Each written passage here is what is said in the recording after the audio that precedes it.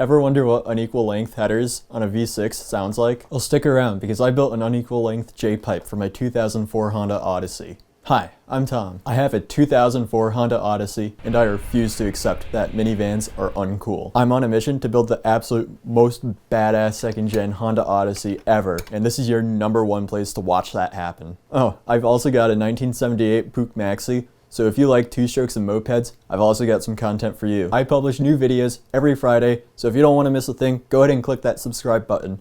Also, if you want to help me out in the algorithm, drop a like. I really appreciate it.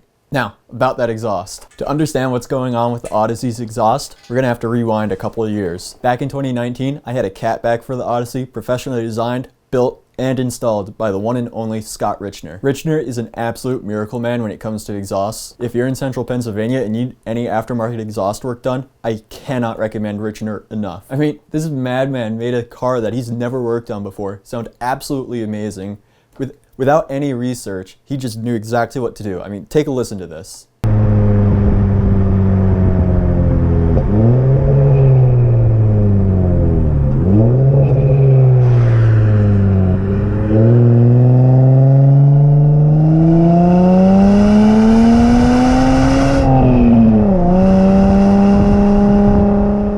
This exhaust setup was great, and I left it untouched for several months. Then I got headers. Not necessarily to change the sound of the exhaust, but I wanted to be able to get some better flow and maybe some more power with an ECU down the road. The exhaust sounded great with the headers.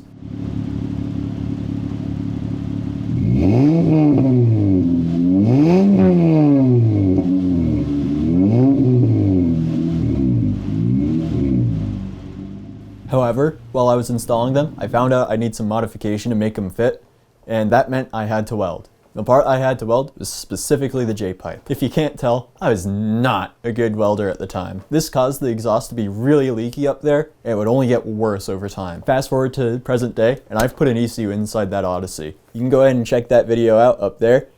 And the issue that I'm running into is that exhaust is way too leaky for the O2 sensor to pick anything up. And if it's way too leaky for an O2 sensor, it's going to be way too leaky for a wideband sensor to give a good reading. Since the old J-pipe was way beyond saving, I decided to do something completely new. One thing I never liked about the original J-pipe design was this rather aggressive bend going into this merge here.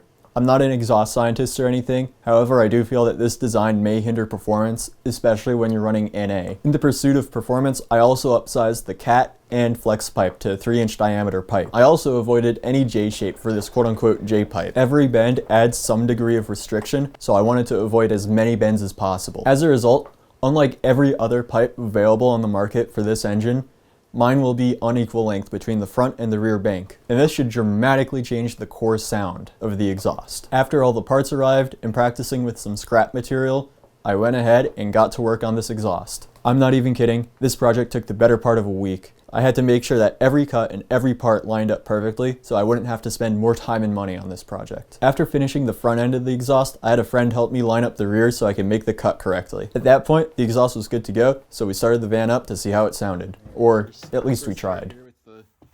New exhaust.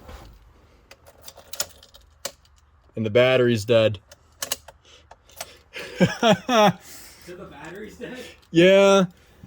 Turned out my battery had died sitting for a few days prior. So after putting a new battery in, we went ahead and tried again.